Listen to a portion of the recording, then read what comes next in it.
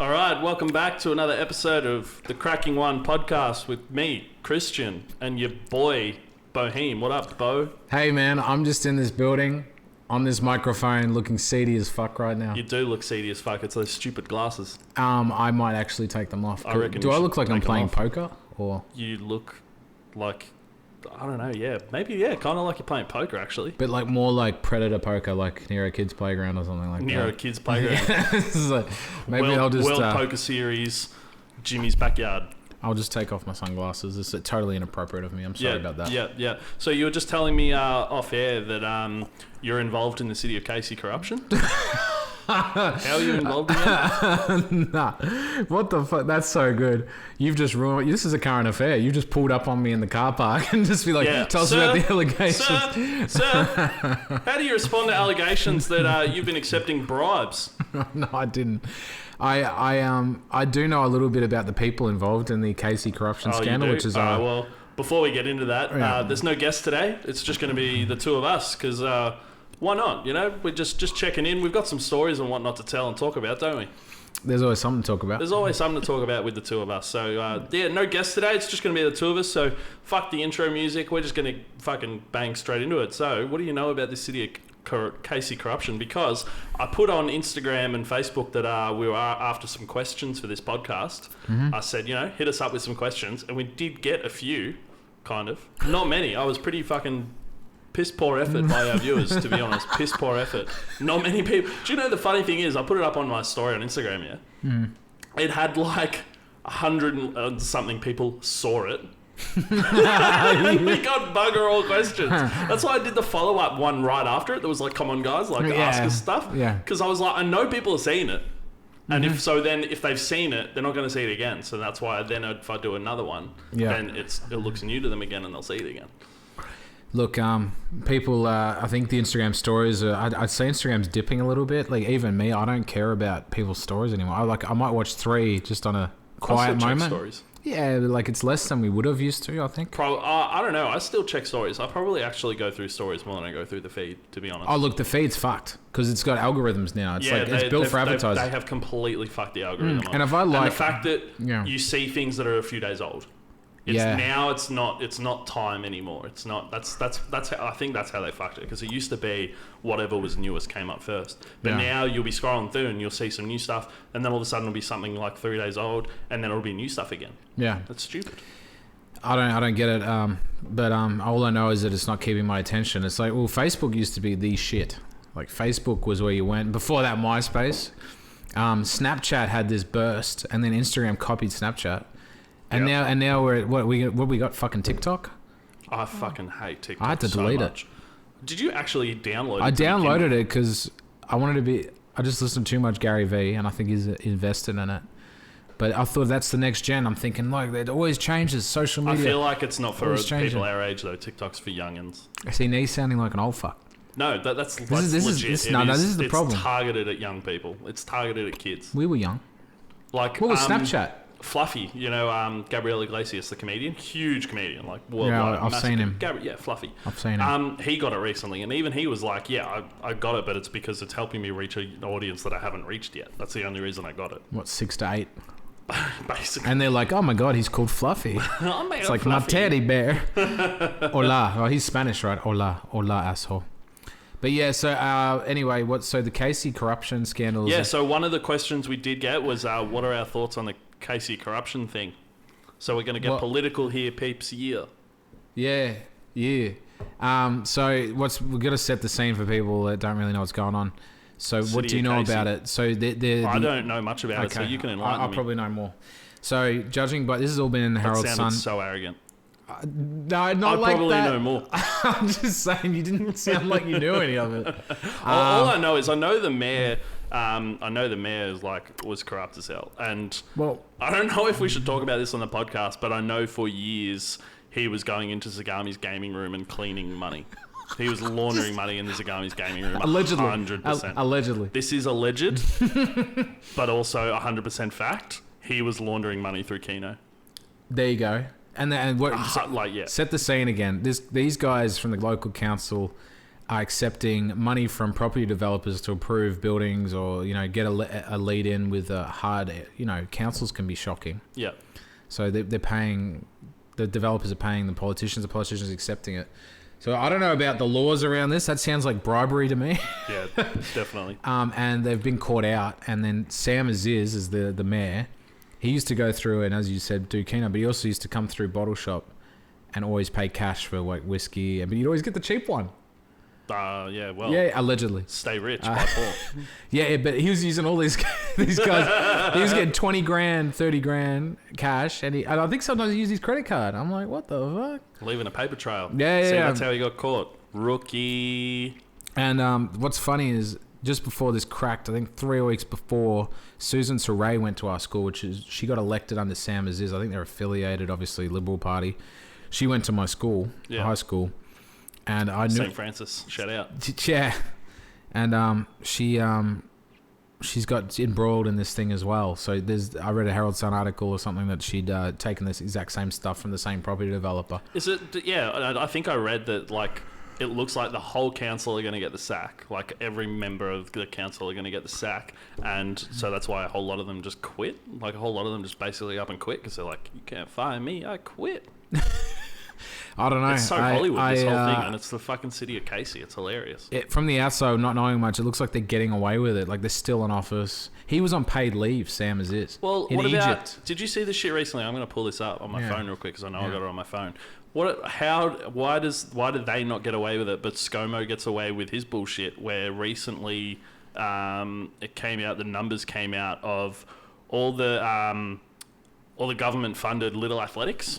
Like kid club little athletics. No pushing meth through the kids? No, so all the kids clubs around Australia, little athletics, right? They get funding every year from the government, right? And the numbers came out just recently of what they all got recently. Yeah, you saw that, didn't you? Yeah. So what the fuck? Have a look at the numbers. Spreadsheet. Have a look at the numbers here and tell me what you see. And look at the top third down happens to be ScoMo's seat. What do you see there? Holy shit. It goes Ballarat 5.5 grand, Runaway Bay Athletics 6 grand, St. George Little Athletes, which is ScoMo's seat. That's ScoMo's seat. $500,000. $500,000. Well, just shout out some of the other numbers that are on there. It's a long list of all the little athletics clubs. Tweed got 1,700. There's mainly like 2 to 6 grand. Yep, and then all of a sudden there's one that $500,000.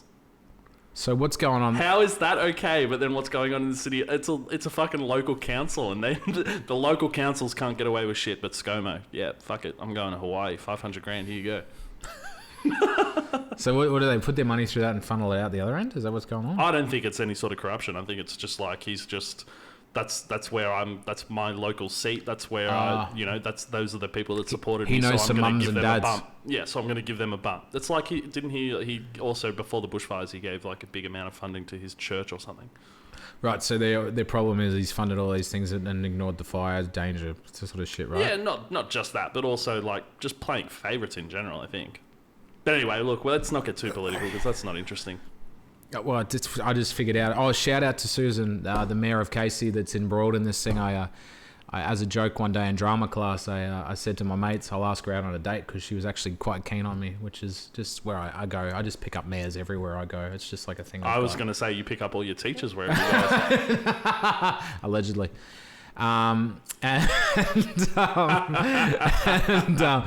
She I said, hey, Susan, nothing can separate our love, not even a crowbar. Would you go on a date with me? This is for real. Yeah. And then she's like, yes, Beau. I'm like, nah, I'm good. Sorry. Nah, I'm all good. Yeah, I did it as a joke. I'm like, I'm not going out on a date with you. Shout out to Susan. You sound like a bit of a dick. I don't know. It was kid shit. That doesn't make you sound very good at all. It was when I was younger. So yeah, Okay. it doesn't look good in reflection, but that's the only story I can remember of dealing with her. I just when love tried to that. figure out. Yeah, that's like almost like grooming. That she wanted to go on a date with one of her students. You were almost involved in like a grooming scenario with a local school. Yeah, she showed me a lot of attention, and it was kind of weird at the time. It was good in hindsight for a young lad, but yeah, right. I've moved on from that. It was year 10, so shit. I've grown up since then and respect women completely. I don't do that stuff anymore. Shout out. Beck, Beau's girlfriend, Beck, is listening to this podcast, pissing herself laughing, like, respecting women. Ah! She knows. I'm all about that respect. Yeah, shout out to Beck for being a trooper. Putting up with that. It took a while to find something that was going to put up with me. Something. Yeah. Everything I say. I'm just digging holes. No, she's great. She's number one. So. Number one. Number two is me. I put her number one. Christian number 3. I'm number 3. No, you're 2.8. Okay. 2.8. I'm happy with that. So you came here. We're at my house recording a podcast, but you came here from your Airbnb. You were setting up your Airbnb for another guest. Yeah, so here's one of my side hustles. I've done it since 2017, which was... I think we spoke about it roughly for a little bit on the first podcast about the fact that you had an Airbnb. Yeah, so basically I bought my place to live in, which I did, and I also live in the Yarra Valley, and I thought I was going to live in the city. I like the whole idea of going into an apartment.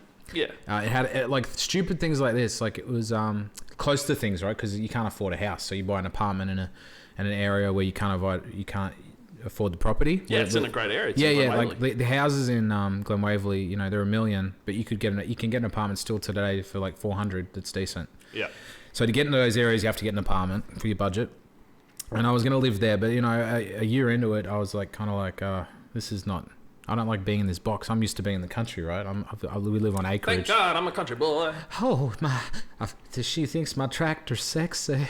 And yeah, so I listed an Airbnb as a sort of a trial just to see, just because I was in Monash Uni. Yeah. I thought it was always going to get good rental there. Yeah.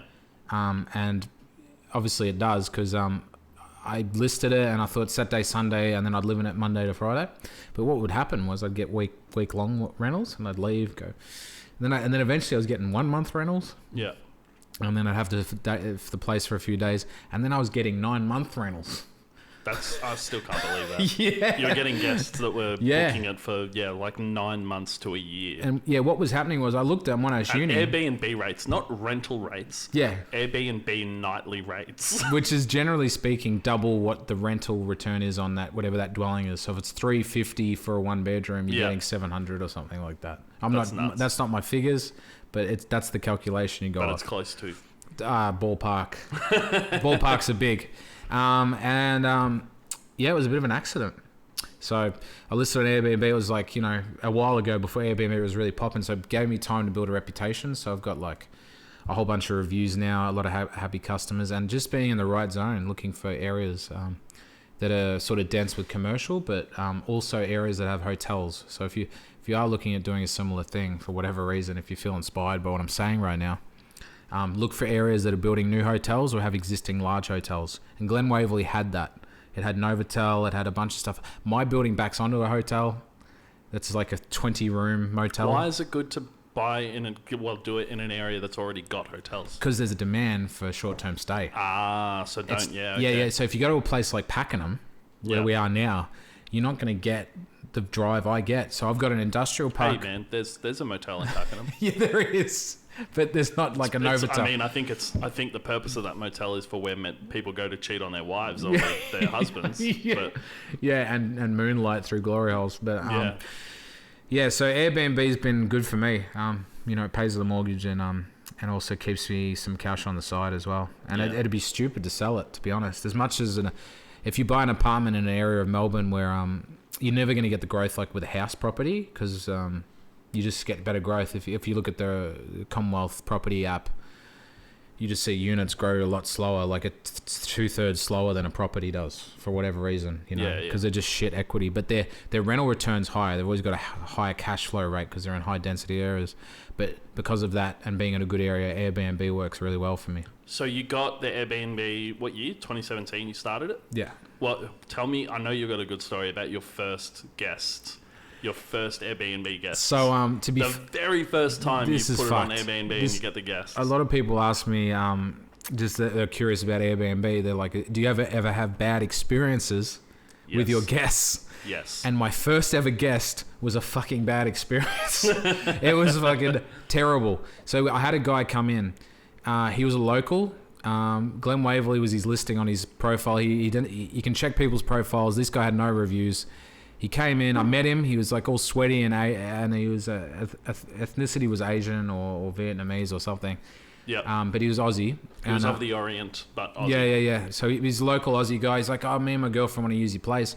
So what happened was he stayed and left, but he was casing my joint for the next booking. Oh, so that guy was fine. And then what happened next was I got this kind of broken English Airbnb from a different account, and it had a picture of a guy's driver's license and just another sort of Asian guy on it. And they just took a picture of their profile picture as the license. It's kind of weird. And then he's like, would like to stay at place. Can we stay short term, like 4 days at a time, and pay you each second day we're there if we want to stay longer? I'm like, I'm hearing this. I know the story, but still alarm bells are coming. Alarm bells are setting off already. I'm like, this is my first house. I'm like, this is money coming in. Like Airbnb, when they get a booking, it tells you the figure. Yeah. You'd see in that $600. Yeah, they hooked you. That's a lot of money. For me, back then especially. But he came in and I checked him in, and they came in this like beaten up Tarago. It was just one guy, and he seemed all right. He just checked in. A few days went by, and their booking was going to expire, and he contacted me and didn't pay me till the death knock. Like the morning of checkout, it went an hour over, and he paid me. So I was harassing him to pay me, and he's like, "We need another 2 days." And then another 2 days went by after he paid me. Then he went up to the death knock again. He's like, "Oh, we'll pay you now," and then they paid me late again. What's the death knock? Like when the checkout is, okay. Like 10 a.m. that day, they were paying me that day all the time. You're using all this fancy Airbnb lingo that, just us simple folk don't understand. Okay. And eventually it didn't work. And what was happening was they were using stolen credit cards. Oh my God. So every time they used a new card to take a booking, so they were using the place as a kind of like a safe house. So they used all fake IDs to approve their profile. They used fake credit cards to make the payment. And when I went to go get money one day, because I had to go there to get a new card and they couldn't put it in their account, so I went there. The apartment was perfectly clean. There was no linen on the beds. There was one guy I didn't even bring in that I never met before. It wasn't the same guy. It was it was 2 laptops and my fruit bowl was full of credit cards. And he's just standing there and he's like, yeah. And I put his number in my Airbnb on his end and approved it again. And I'm thinking, this is fucking weird. Like, hang on, a bowl full of credit cards. Yeah. Like, it was a few, like 5 credit cards sitting in a bowl. We're using different credit cards. I'm like, what the fuck is going on?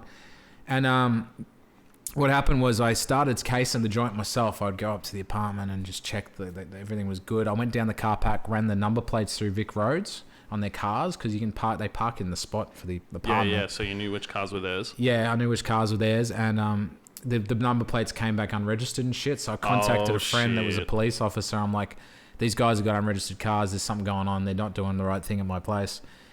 There's something weird going on. And he's like, we can't do anything till they're driving on the roads. So that was useless. And what happened on the last day of checkout, when they actually left, they were all still there. I rocked up with 2 other mates, just by chance, because I knew something was going on. I was anxious for this whole week. You took some backup. Yeah, I took backup. Yeah, you took backup. And the door was open. I walked in, and there's 7 Vietnamese guys in my apartment, just making banh mi. I don't know what they're doing. So these pricks had smoked in my brand new apartment. Did you see any like French baguettes lying around? No, I saw cucumbers. Okay. No. So I don't know what was going on. Half of them couldn't speak English. 3 of them just disappeared instantly. They weren't expecting me to rock up. Yeah. There was incense on. What these guys had done was they smoked in my apartment. They'd burnt holes in the carpet. Oh, they were obviously illegally staying. They were obviously, I think they were legal immigrant, or they were using it as an illegal. But when they left, the guy took my my apartment keys and garage key, and I had to go downstairs, and I'm like, give me back my freaking apartment keys, give me back my garage keys. And he's like, I don't know where they are. And I didn't leave until he gave them back to me. And then he's like, we want to stay here again. Yeah, we'll book in a week. And I'm like, what the fuck? But what happened was I went to the apartment. And man, the credit cards are like, they may be fake, but they still got money, right? Yeah, that's right. They still paid me. Yeah. He what happened was I opened my cupboard up. Everything seemed fine until the incense died down.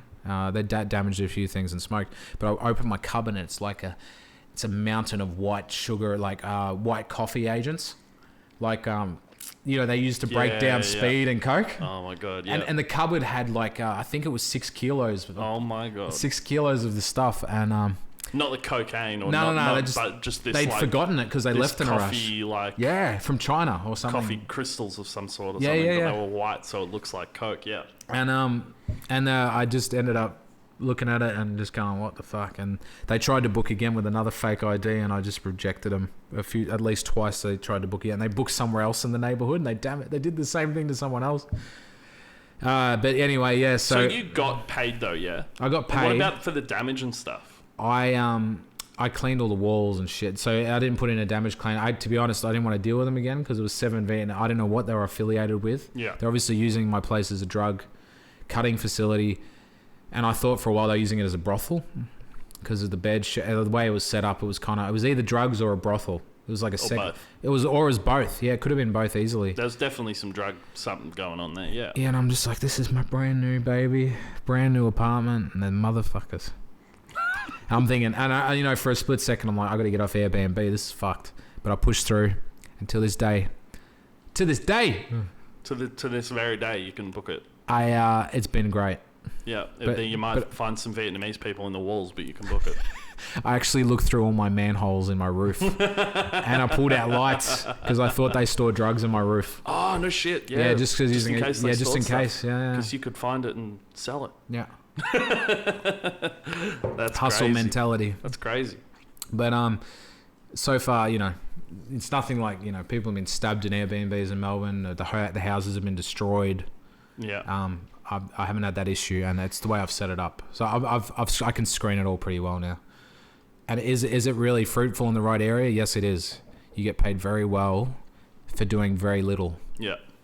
It's passive income. It's like or for doing nothing because you get your mates to clean the apartment. Yeah, I got one of the boys. He used to clean it. He did it twice and said, "Get fucked." He's like, "I'm not a peasant." He's like, "I wanted to see how you worked and how you do this." And I'm like, "Yeah, well, yeah, you clean." Yeah, well, this is like a Mr. Miyagi type situation. You do some shitty jobs, but I'll teach you what to do. Yeah, shout out to Sam. He now runs all the speed signs and adjusts the speed limits on the Monash. So call me if you need to get to him if you're pissed off about the speed in your lane. Yeah, why the fuck is it 40 through here? There's no roadworks going on. Sam, that's just Sam went you're for a fucking smoko. Up, Sam. Sam just went for a smoko. Couldn't be bothered watching. Yeah, but good man. I you know what? If anyone does it, definitely send me a message first. I could probably. I've thought about other areas of Melbourne that would work well for Airbnb, and I will reveal those to you if you contact me and you're keen. For a paid subscription of $10 a month. For free. I want everyone to do well financially. That's cute. So you're so sweet.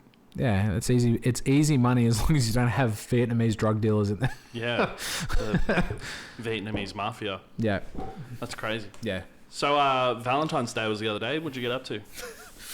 I sat in my room and cried.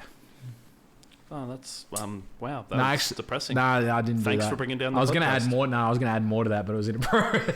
I was doing. Yeah, not much, man. The girlfriend doesn't want to celebrate Valentine's. We don't really believe in that. We only celebrate our birthdays. Okay. I think that's a more important day. It's more reflects what we are. Yeah. I don't really get Christmas and Valentine's and all. I think it's more of a consumer affair. What about Christmas though? I don't care about Christmas. I'm not religious, and I'm not very good at buying gifts. You're a heathen. I'm a motherfucker. What about you, man? What about me? What? What did you do for your little bubs? For Valentine's Day? Yeah. I sat at home and did nothing. Emily worked. Oh, shit. That's similar to mine, actually. No. We celebrated at Valentine's Day like a week early because we both had time off last weekend. So, we went into the city, got a room at Crown Metropole. Did you do that? Yeah, I swear to God. Oh, fuck, I should have done that. Every now and then, me and Em like to get a room in the city and just spend a night in the city. And then that way, you can drink and stuff. You don't have to worry about how you're going to get home. And just stay somewhere nice, enjoy the room, and we went out for a nice dinner to a restaurant that we've been to heaps of times. We love it. Well, not heaps. We haven't been in a little while. So it's called Hawker Hall. Yeah. It's on Chapel Street. It's hawker food, Asian street food.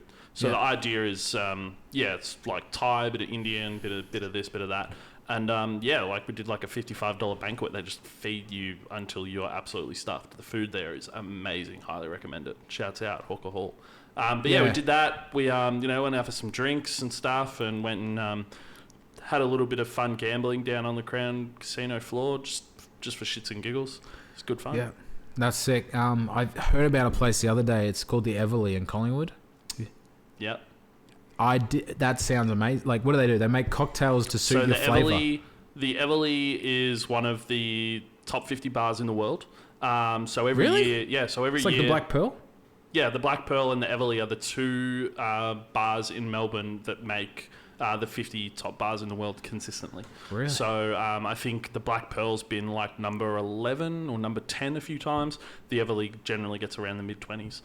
Shit. So yeah, they're like two of Melbourne's best cocktail bars. But yeah, like I said, so yeah, there's this big thing, the top 50 bars in the world, that's done every year by some of the big liquor companies. They send people around the world checking out bars and stuff. Unreal. Every year they do a top 50 list, and yeah, the Everleigh and the Black Pearl have made that in Melbourne a few times. Can you take me out one night?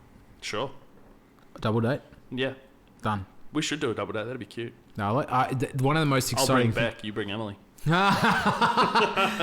on. What? That's a good ambet. No. I like double dates. I was really, it sounds weird. I was looking forward to having a girlfriend so I could double date, because I've third wheeled so much of my life. Oh, yeah. I third wheeled the whole of Europe with Ricky and his girlfriend. Yeah. And I third wheeled Europe again a year later with Scott and his wife. Yeah, which trip was better, Beau? It was all good. You're in Europe. How can you have a shit time? Yeah. So, but yeah, I'm like in a zone. I'm like, yeah, we can go out. And it's you get that weird dynamic when you're by yourself and you're a third wheel. Yeah. But now I've got a girlfriend to deflect that. Yeah, you're becoming a romantic. I thought, Valentine's Day you would have taken Beck out to some dancing or something, or no, I took her to Vegas in November. So. Did you do any dancing in Vegas? Yeah, shit dancing. Yeah. You're not a good dancer? Oh, I can salsa dance, but that's it. You can salsa dance? I can Latin ballroom and salsa dance. Yeah. What about you? Me? Yeah. I'm such a bad dancer. The first time I heard of Crip Walking, I thought it was physical therapy for disabled people. I haven't seen that movie. I don't understand that. What do you mean? No, it's just... Crip Walking, yeah? I thought because they walk sideways. I get it now. Cripple walking. Crip Walking. Yeah. I'll fucking cook that. Yeah, thanks for ruining my joke. You must have a doghouse. I was thinking the other day, do you think, like river dancing that the Irish do? Yeah. Yeah, do you think that, that's, like Irish gangs, that's their version of Crip Walking? Yeah, they put Enya on. Who can say? They start kicking their legs and cause. shit. The cause. Low key the cause, man. Do you know what's funny? So yeah, the other day I did a tour for Beau. I did a winery tour in the Yarra Valley. Did a drive, and I had a group of all Irish people. Funnily enough, that's like the third tour you've put me on that it's been all Irish people. Yeah, because it's hard to fuck up a group of Irish people. Yeah, because they're just happy. They ride themselves off. Yeah, they're just happy they can getting drinks. Mm-hmm. You told me that 100% wait until they put the cause on, and they were DJing on the bus all day. Didn't actually come on once. Oh, fuck. I know, right? No, I did. You jinxed it. I actually did that to an Irish group not long ago. Yeah. I put the cause on and they laughed. Breathless, do you remember that song Breathless? Yeah. That's like the hit for the kids. And I always like Runaway. I like more of that's like their 95 album, the original one. Yeah. I love that song, which is a guilty pleasure. And I would run away. You know that one? I would run away with you. Yeah, and I put that on, and halfway through, they're like, "Can we change?" I'm like, fuck. You're more Irish than them. Fuck, I'm like, fucking hell, man. Come on. Isn't your heritage part Irish? They're more than just breathless. Is your heritage part Yeah, Irish? I'm about 20%. 20%. Yeah, it's like a stock equity trade. I got 20% Irish. I got 55% German. Do you know it's 20% because, like, just your family tree, or have you done that DNA Mum did thing, it. that 23andMe? Mum did it, and I halved it. You dickhead! No, because you're an idiot. No. It doesn't make sense. It makes sense. It does not make sense. It makes fucking sense. It does not make sense. No, it makes sense. It does not make sense. It does make fucking sense.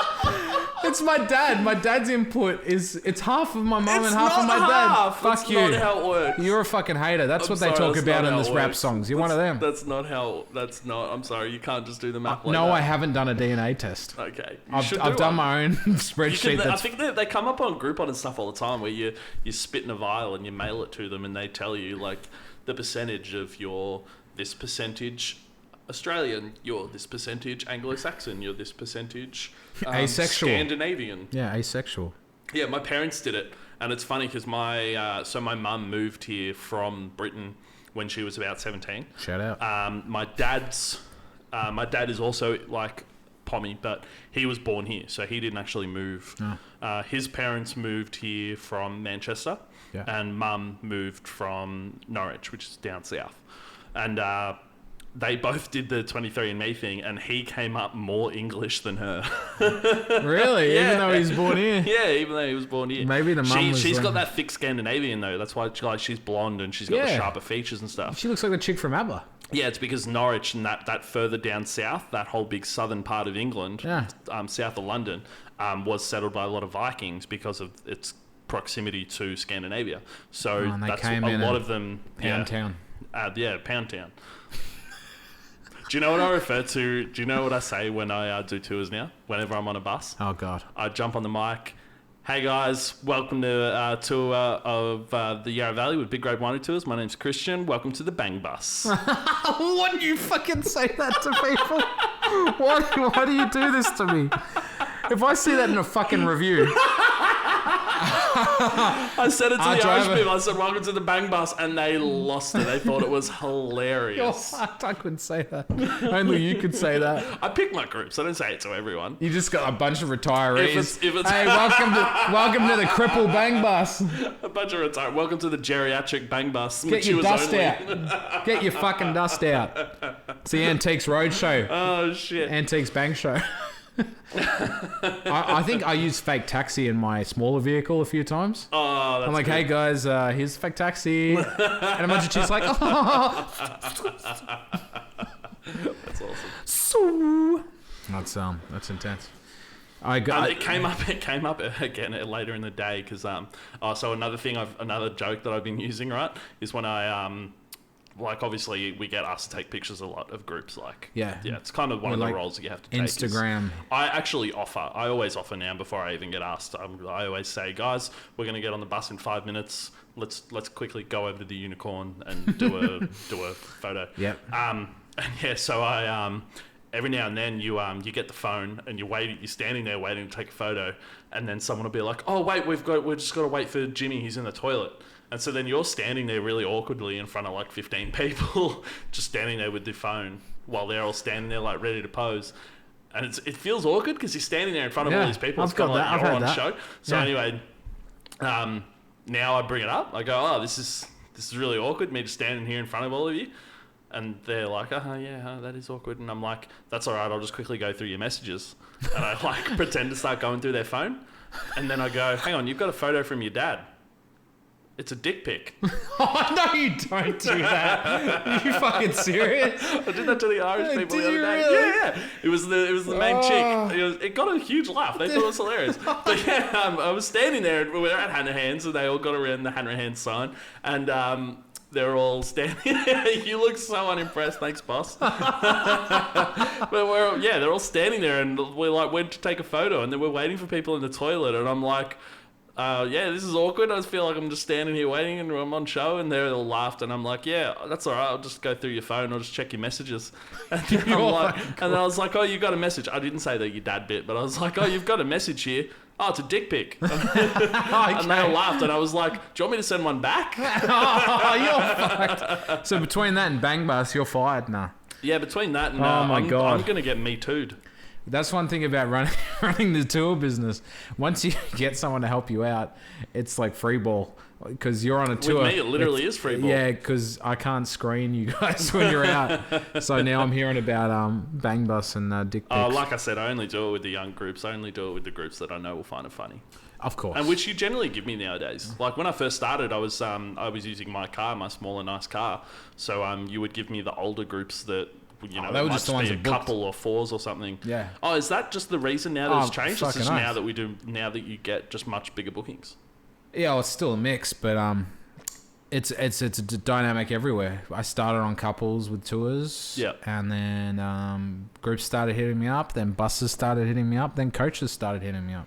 So it's a mixed bag of everything. Yeah. Lots of the Irish always do social get-togethers. It's like they're not even celebrating a birthday or anything. They usually saw a bag fly over your fence. Anyway, I get distracted very easily. Yeah, that's the neighbour doing a drop of cocaine. That's why It is packing them. He's throwing bags over the fence. It is lakeside.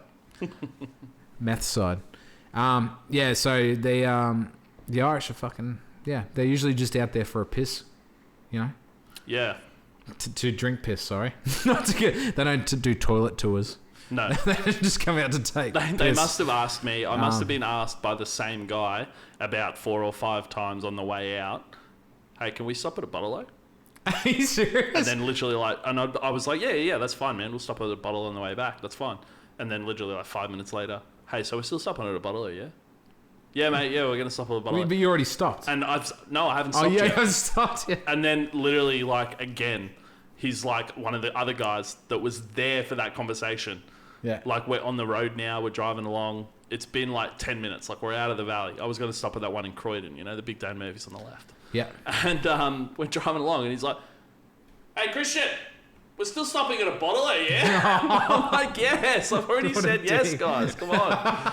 Give me a break. And then so when I pulled into the bottle shop, I grabbed the microphone and I was like, guys, calm the fuck down. I'm at the bottle shop, all right? Here we go. I'm at the bottle shop. You can stop asking me. Oh, the things that happen, huh? The truth I? comes out. I had to come on this fucking podcast to find out you're fucking talking about dick pics to my groups. Hey, man, how many reviews have I gotten lately? Plenty. Oh, yeah. You have... Top us up? Yeah. Oh, yeah. So we've got this $12 Tempranillo from Dan Murphy's. That's what we're cracking into today? It's actually a Spanish imported one. Yeah, it is. It's a Spanich import. It's really nice. I'm only giving you a little bit because... I have to drive. Because you're on the bang bus tomorrow. No, I'm not. Shout out to E Valiente. Valiente. El Valiente. Hola, mucho vino, asshole. There it is. You said that on the last podcast. Yeah, I did. Yeah, it's only Spanish. The only Spanish you know? That is. Oh, no. I know more. Como está el dinero? Shout out to Yesenia. That's probably where you learnt it. Yeah, shout out to her yoga skills. Well, I see on our good friend Yesenia, that's from Chile, that has taught us both a bit of Spanish, actually. Yeah. Do I remember it? No. I think I taught all myself there. Hola, asshole. But that's about it. Oh, she taught me a bit of Spanish, and another guy I used to work with that was from Colombia, he taught me how to do some decent swear words. It's always the thing with learning languages, isn't it? You go straight to the swear words. You go straight to the swear words. Yeah. Except when I met Swiss people in Iceland, they taught me how to say, not that I can say it now, they taught me how to say, I like your kitchen cabinet. And it sounded really good. In what country? They were Swiss. Oh, so But, IKEA. Yeah, That's why I like your kitchen cabinet. Yeah, they just keep yelling like the IKEA names at me. You know, That's you walk through an IKEA. hilarious. They don't do that. That'd be funny if they did. No, I want to tell everyone right now how you say this in Swiss, because not a lot of people get to learn Swiss. Are you going to be able to remember the pronunciation if you just look it up? So I've got a document here from April 2017 with Swiss in it. Oh my god. It's the fucking hardest thing to say ever. Come on. Wie geht's? Konstantitili. I said, how are you, kitchen cupboard? I'm good, thanks. How are you? Armour Force. Oh no, that was cold tablets. Don't worry about that. That was a memo I wrote after that. But yeah. So you mentioned Europe before. Yeah. Do you want to go back to Europe? You've been twice. Well, you know what? Here's an interesting thing, right? I always wanted to know the difference between America and Europe. There's always been a battle in my head, anyway, about the difference between traveling to America, because it seems to no one's going to Africa, no one's going to South America, no one's going to fucking where else? Antarctica. A few people go to Asia. A lot of people go to Asia. A lot of people go to Asia, but they don't really like. That's an overseas trip, but it's a bit different. It's different to going to Europe and America. They're very different. Yeah, Asia's just at our doorstep, basically. Yeah, Asia's a bit closer. It's a bit of a cheat sheet. You know, Yeah. it's still good. Yeah, it's still good, but. I always wanted to know Europe and America, and to be honest, like I've been to Europe 3 times, and I've been to America 11 times, and I do like Europe a lot, but definitely more like Greek island, Eastern Europe, and even like Scotland, Ireland, Iceland. Like I skipped the whole Western Europe. I haven't been to Portugal. I'd like to go to Portugal, but I don't know. I wasn't convinced by Paris, Brussels, and all that. Belgium, I mean, that didn't interest me. France as a whole, now that I'm into wine, yeah, but not really. Italy, I went to once in a school trip, and that was enough. Even when I went back to Europe in 2016, I left Italy. I tried to leave it while the group, I was on a tour. I left the group for 2 days because I didn't want to go to Rome again. Oh, right. Yeah, I'm not interested in doing Rome and any of that shit. So, in short, like, I think I really want to take the missus back to. We want to go to Ireland and Scotland. Yeah. And then maybe obviously I have to do France. I need to do all the wine regions for business-related activities. But it's different now. I get more drawn to America straight up. I want to do, and I've never done Canada properly, like all the Rockies and go to Banff and Lake Louise, and I want to drive for sure from LA to Alaska or something like that as well. That's a long drive. Yeah, it's like 3 hours or something, but yeah. That's much longer than 3 No, hours. I don't know, but I feel like if you go to Europe, you're going to get, obviously that you're going to feel that ingrained history. What about Mexico? You haven't done Mexico yet. No, I've been to Mexico. No, I've been to Mexico twice. Oh, have you? But only for short trips. Like I did Mexico City for a night. Oh, okay. Went out, and then first time I ever went to America, I got detained in Mexico at the American border by Border Patrol. Because I went through a tunnel. I thought it was like an amusement thing. And I had like a bunch of bags with me. And some Mexican guys gave it to me and just... What? No, I'm not a drug mule. I was just... But I got detained at the border because the guy I was with, who was an American guy that we did this trip around America with, I met him on YouTube of all places. We went around America filming like YouTube videos. And he was being real nervous to the border agents. And they fucking pulled us over for 3 hours, and I didn't have a fucking green card to get back into America. Oh, you but it was cool because it was the first time I ever saw lots of cocaine. Not that I am interested in using it, but it was just interesting to see border patrol agents pull like kilos of cocaine out of this Hummer next to our car. Oh shit! Yeah. It was like I was like, holy shit! And the day we were there, about 13 federal police were murdered a few hours up the border at the other end. Fuck. Yeah, because of the drug wars there. Yeah, the cartel runs everything there. Yeah, and it was sketch because we went into Mexico. We drove into Mexico at night and left that night because we were trying to find one of his mates' houses in San Felipe, which is kind of through Mexicali, which is a California border crossing. And we went down there and couldn't find it. We didn't have Google Maps. We didn't have phones. We're driving into Mexico, like 3 hours into Mexico. We didn't know where the fuck we were, so we just looped around and we're like, we can't stay here. It's not safe to sleep in the car. No, get out. We can't speak the language, so we got back to the border, and that's where we got stuck at the border. And how long were you stuck at the border for? 6 hours. Shit. Yeah, and it was funny actually. All the locals. Oh, sounds hilarious. No, not that bit. The locals in California go and drink in Mexico to because it's cheaper. So they can just cross the border with their passports and drink in like Tijuana. There's parts of Texas where they do that shit as well. Like they'll just they'll just like cross the border for the night. Yeah. Drink and then literally just walk back over the border. Yeah, that's what we saw. I was detained there, and I'm seeing all these chicks and American chicks in short dresses coming over the border pissed. That's crazy. The border agents are just passed them through, and I'm like, let me through. Let me through.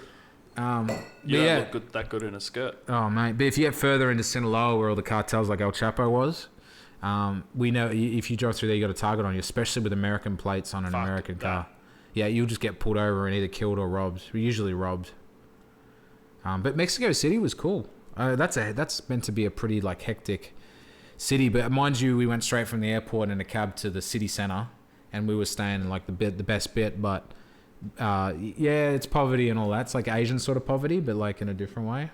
Like you go to Thailand, they got all the street markets and all the dangerous power lines and all that shit. Yeah, yeah. But Mexico City seemed pretty cool. We had some awesome guacamole there. Nice. Fucking Makes it all amazing. worth And it. it was so different to the guacamole I love a here. good guacamole. Oh my fucking god, bro. I love a fucking good guacamole. Yeah, me too. I've got a good recipe for a guacamole off a chef that used to work at a really like a fine dining South American restaurant in the city. He gave me a good guac recipe. It's fucking awesome. Did he go, hola, asshole? No, he said, here's a guac recipe. Use this. Was that when you were at Spice Market? No, he was a chef at MPD Steak Kitchen where I used to work. The steak place that I used to work at. He I've heard of him. He was the head chef there. Shout out Chris Taylor. Yeah. Oh, it's from Chrissy Boy. Yeah, the Firebeard, as we called him, because he was ginger and he had a big beard. Yeah. So called him Firebeard. Unimaginative. He's like Ed Sheeran, Dan Blazarian. That's a good way of putting it, because he's kind of built too. Yeah, yeah. I guess he only gets the gingerness from Sheeran. Dick oath. And the beautiful voice. Where's your next go-to? Where's your dream holiday? I know you're going to Bali. Yeah, we're looking at Japan in October. October. I really want to go to Japan. And you know what's fucked? What? It makes me sound like such a fat cunt, but I want to go like this. Just there's so much food that I want to go. I wanted to. It's going to be like a food trip. And Christian just. But no. It's just a culture that I really want to go and experience. Okay. It's just like Tokyo. I'd love to go and visit Tokyo and see, what's going on there. Emily wants to go do Hiroshima, and part of me's like, it's a long way away. It is a long way away, and so a part of me though is kind of like I don't see the point. Like, I know, yes, like there are remains and stuff that's, worth going and seeing, and because it's where an A-bomb was dropped, and there's, bombed out buildings and stuff that are still just sitting there. Yeah. And it's like, yeah, all right, I kind of get it. It's a big part of history. But at the same time, I feel weird going and looking at this place where, how many people died. Was it 250,000? I think. Was that Nagasaki? Maybe more. Yeah, I think Nagasaki might have been that. But and they just got vaporized. They just got vaporized because a bomb was dropped on them, and it's, just it's a weird place to go and visit. That's weird, and that's in my dad's lifetime. Yeah, that's the weird thing. Like, that's not that long ago. No, but it's safe 80 years ago. Is it 45? 44? 44 or 45 because it was basically ended the war. Yeah, that makes sense. Yeah, and it's safe to go there. There's no radiation. Yeah, it's safe to go there.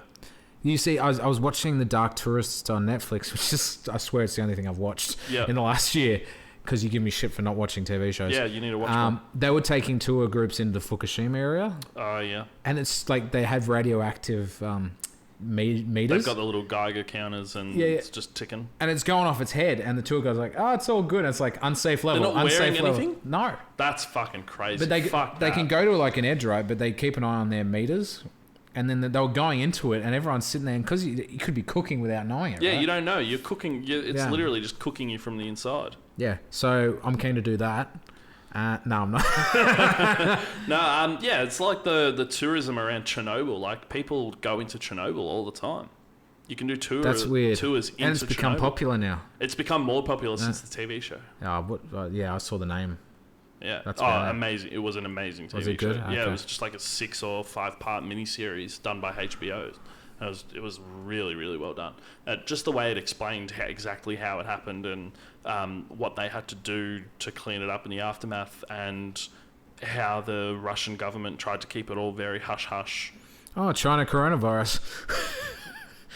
Yeah. The dictatorships don't like things getting out, do they? No, not at all. But a lot of people attribute Chernobyl as one of the reasons that the Soviet Union collapsed, like, just because only 4 years the later, government handled it so poorly, and it really showed how fucked up they were. Yeah, it wouldn't have happened under Stalin. in a really shitty way in a very basic way of putting it. Yeah. But yeah, because Gorbachev, he was there for that. Gorbachev, he was kind of he was like less of what the previous Russian dictators were like, right? He was more like him and Reagan were like buddy. Yeah, well, they're the ones that negotiated the collapse of the Soviet Union and the bringing down the wall, the Berlin Wall. Which was the Soviet Union collapsed in 91. The wall was brought down in 1989. I am your numbers freak, ladies and gentlemen. You are. Holy shit, that's crazy. Yeah. But yeah, Gorbachev was part of that. Yeah, okay. But yeah, he was also one of the main men behind overseeing the cleanup and stuff.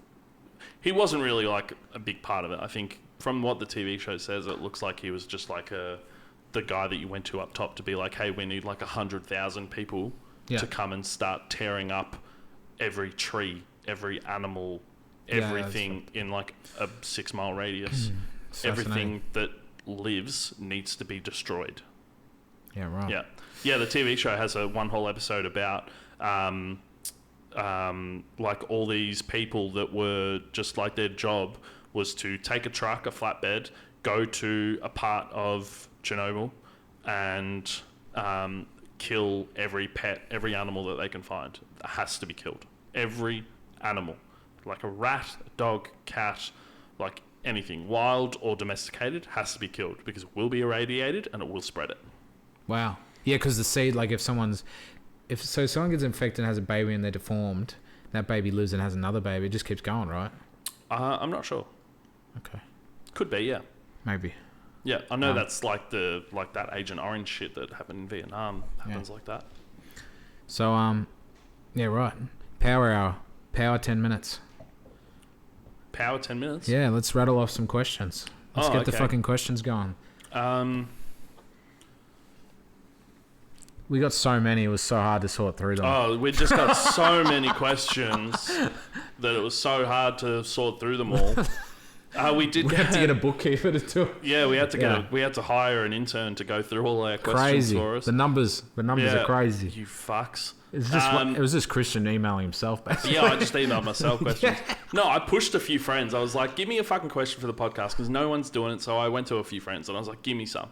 Emily wants to know, not my Emily, a different Emily. Emily wants to know, she wants your opinion on a really great Merlot or Cab Sav. Oh, fuck. Oh, Cabernet is easier.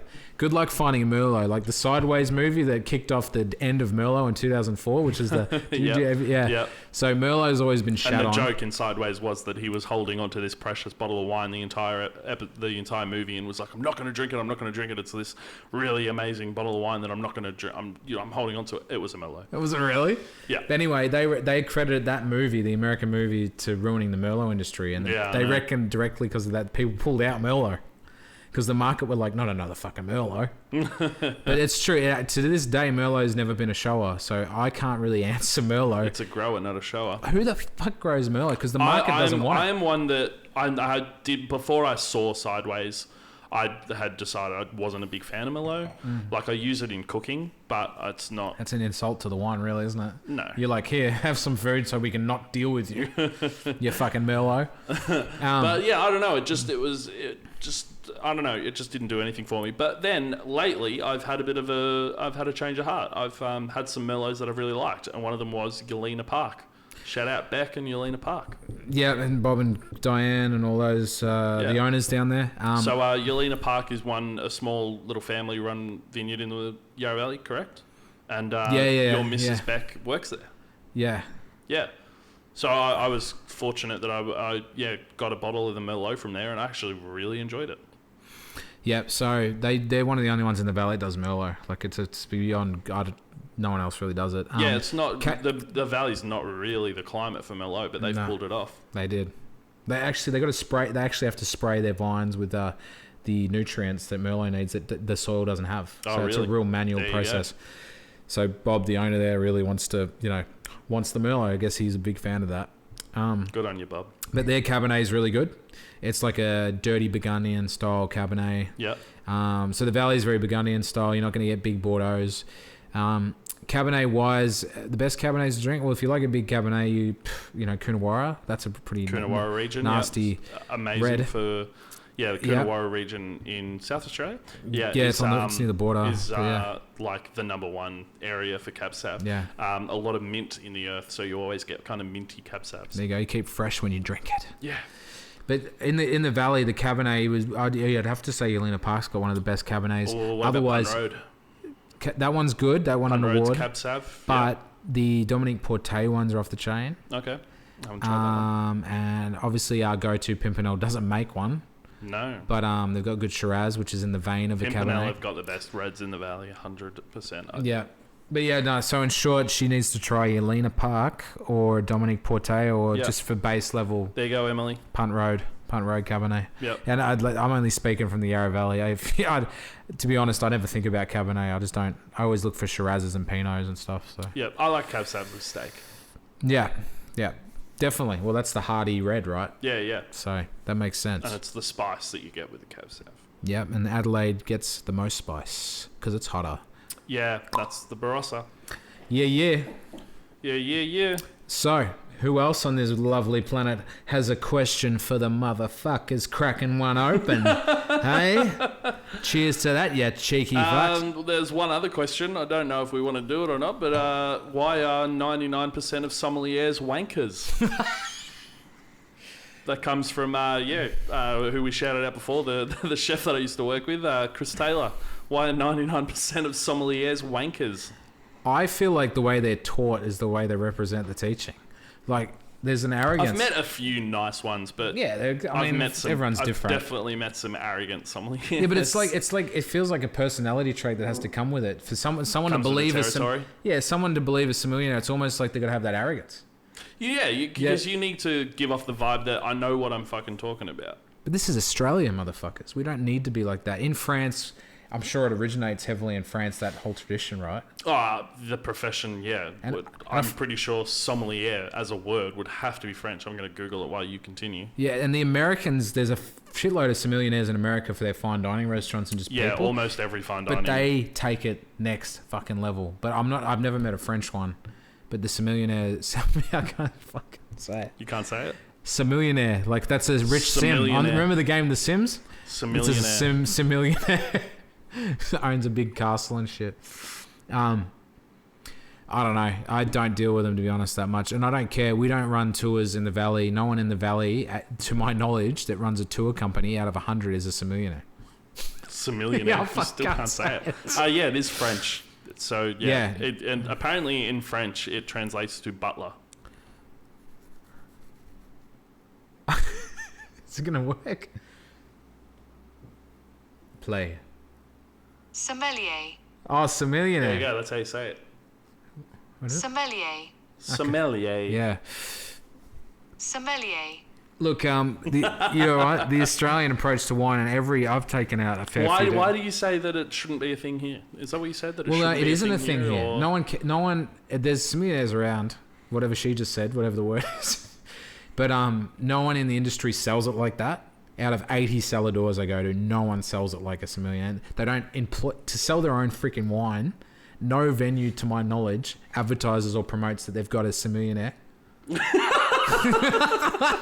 don't think it's not a wine cellar thing though, is it? It's not a wine cellar in France thing. It would be. I don't know if that's true though. I feel like it's geographical. It's a restaurant thing. It's a hospitality thing that your restaurant, if you've got a big ridiculous wine, at least you have a sommelier. Sommelier. Oh, don't worry about it. It's a restaurant thing. And it's too much. If there's a tour operator out there telling their guests no one actually wants to hear that detail. I don't think anyone's taking a winery tour with a guy that's driving the bus and they're expecting that bus driver to give them amazing wine advice. Yeah, because and the guilty thing with the big bus companies is they're taking you to venues where they get a good rate. Yeah. It's not where they're getting the good wine. They're just cutting their margins down because they're running... But a Big Grape, we do things differently. A Big Grape, if you're in a small group of 6 or less people and you drink fucking wine, you will get the best experience of your fucking life. Absolutely. If you're into wine. Not everyone has to take it seriously, and no venues all do that. In saying that, like when I'm doing bus groups, I'm not getting questions about wine and about the region and that sort of thing. But when I did smaller groups, when I was getting smaller groups that were middle-aged people that were really there for the wine, they were asking me questions. They were wanting to know. And it just happens that because I've got that food and wine and that background, I was able to help them, and I had the knowledge. Yeah. So, yeah, exactly. And then they're rare, but they're there. They're rare, but they're there. And then they ask the question here or there. They don't give a fuck who in the air. Rap single coming out soon called Samillionaire. Samillionaire. That should be one. That should be your next single. Yeah. Samillionaire. Samillionaire. I can't even. I've got to think about it. Think about it. Workshop at Samillionaire. This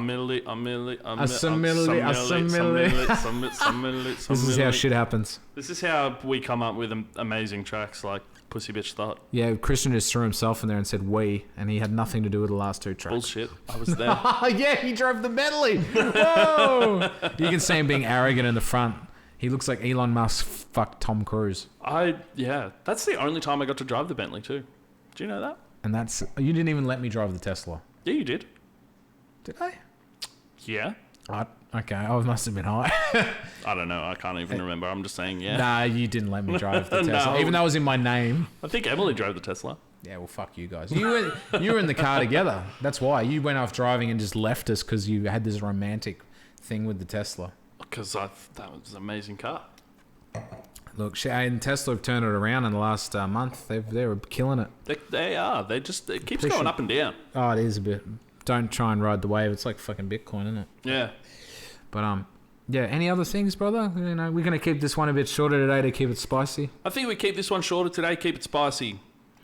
We want to make sure that we're giving good content to you guys. So. Yeah, we want to keep good content. We're trying to get them out a little more frequently. I've got we're in talks with some guests. It's just trying to work out schedules. It's harder with 3 people, but we're going to do it. I haven't told you this. I didn't tell you this. I thought I'd wait to tell you this on air. Yeah. That I've spoken to some other podcasters from Melbourne, Australia. People that do other podcasts. Yeah. And talk to them about some cross promo stuff. So maybe we'll go and feature on their podcast. They come and feature on ours for a little bit of cross promo. So that might be coming up soon too. Look at you. I'm very impressed by Christian. Not only have you got us on Apple, you just listed us on Spotify, which I can actually use. Yeah, so we're now out on Apple and Spotify. So if you are listening to us on SoundCloud still, it's now much easier to listen to us on Apple and Spotify. I forgot to mention on the last podcast. But yeah, we're on Apple and Spotify now. Look it up. Cracking one open.